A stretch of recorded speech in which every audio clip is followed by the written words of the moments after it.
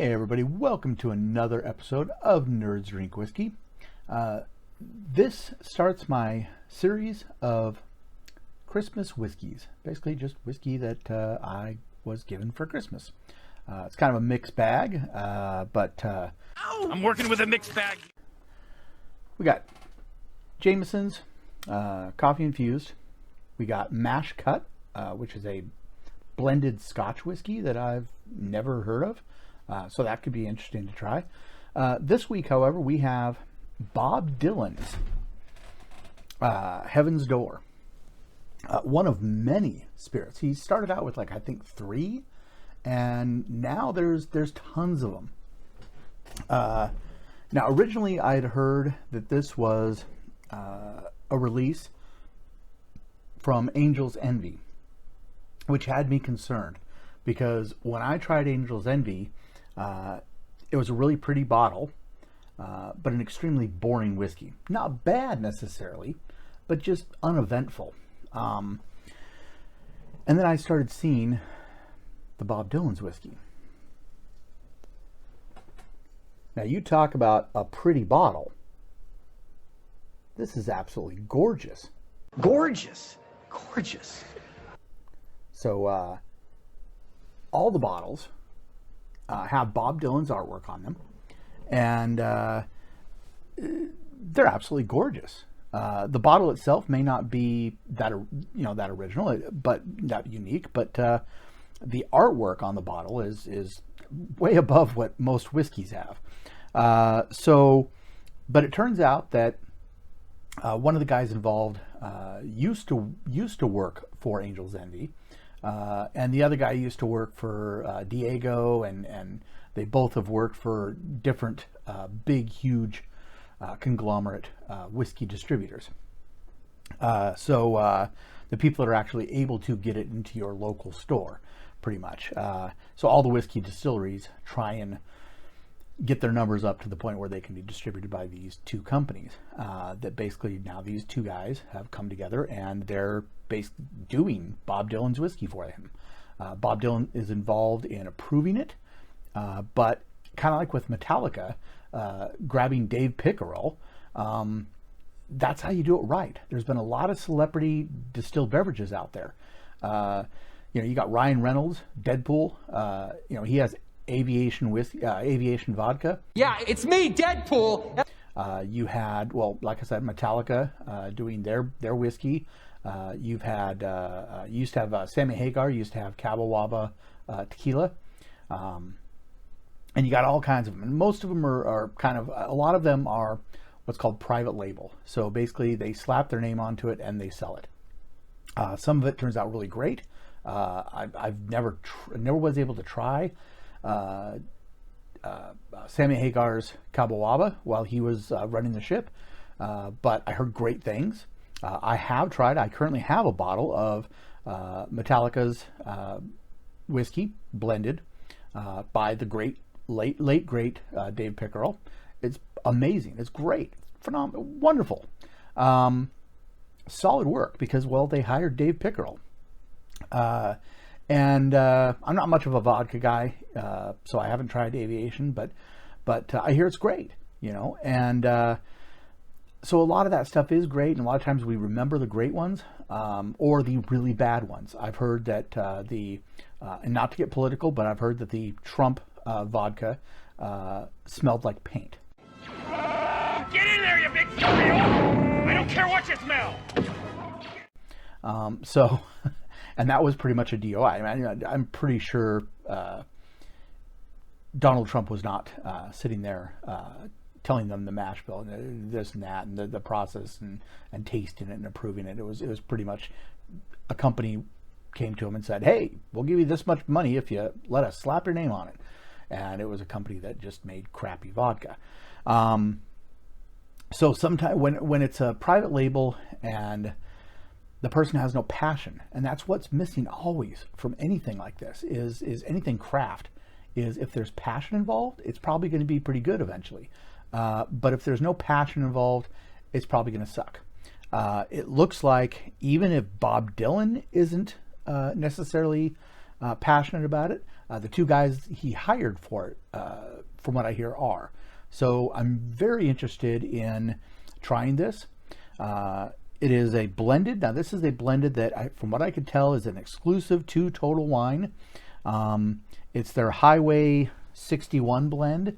So this is exclusive to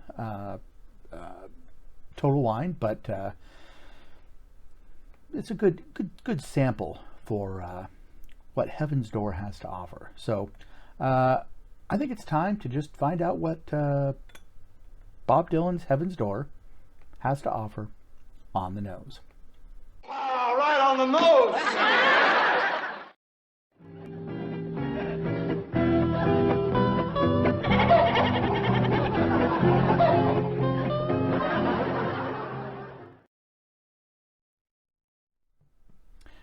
Now, what I smell is it's got a little bit of vanilla, a little bit of maple in there, like a lot of whiskeys do.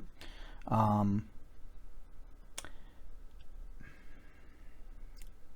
don't know, a little bit of that baking spice, rye kind of thing. I'm smelling the rye on there, so there's some rye involved in this, and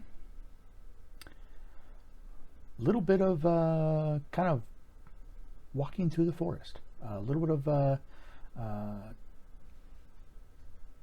I don't know, trees, certain forests, certain that oaky kind of woody kind of smells like freshly chopped wood. Yeah, very pleasant, very mild, nothing overpowering, very pleasant on the nose. So anyways, I think it's time to bring in Dark Helmet. Do your thing. Ludicrous speed!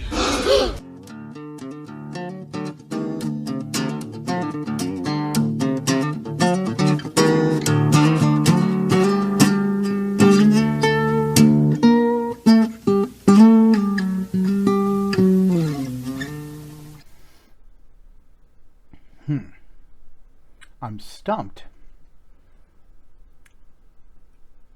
as to what flavors I'm tasting. I have noticed that there was two things that I noticed right off the bat.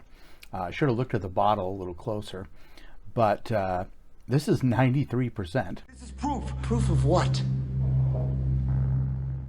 So it's a little high on the proof, and you taste that. I mean, it has a kick to it, but it's also got a creaminess to it, almost like it's non-chill filtered.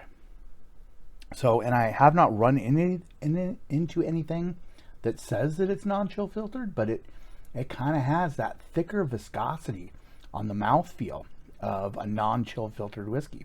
I also noticed that they actually say there's a batch 105-52, which tells me nothing, and another one that's batch G 25-20 through 20, and one of them is 20 and one of them is 50%. So 70% of this is bourbon, and 30% of it is rye. But it is a straight whiskey, not a bourbon. Yeah, but it's. I'm real curious as to what. I haven't found anything on that. That's the thing is, with it being a Total Wine exclusive, there's not a lot of information on what, what kind of barrels it was finished in. Maybe it was aged in virgin oak, but then finished in a sherry cask. I don't know. I don't know. But definitely a much higher quality whiskey than Angel's Envy. Much more complexities to it. I've heard that I was a little concerned because I kept hearing people say, "Ooh, it's smooth. It's a smooth whiskey," and usually that means a whiskey. It's kind of like going through real estate listings and seeing it's a fixer-upper. This house has a lot of personality. If you see a whiskey that's just all they can say about it is it's smooth, that means it has no character. It has no depth. And I saw a lot of that with this whiskey, and I would say that, okay, I guess smooth kind of fits it, but it's got a little bit too much complexities for somebody that I don't think that somebody that likes their whiskeys really smooth is going to appreciate this whiskey, because it does have a little bit of a kick, but highly recommended. This is I'm going to enjoy this immensely. And now my reputation for you is fact, is solid. Yeah, I was really concerned with it. The reason it took me so long to review this and any Bob Dylan's Heaven's Door is because I didn't expect much. So maybe that's why I like it so much, is my expectations were really low.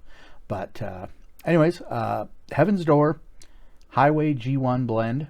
Go out and get yourself a bottle, exclusive to Total Wine, and let me know in the comments what you think.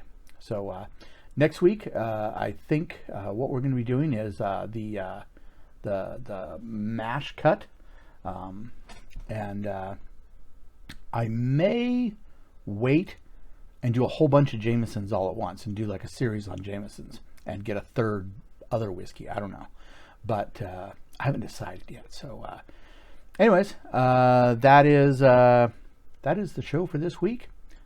So everybody be safe, and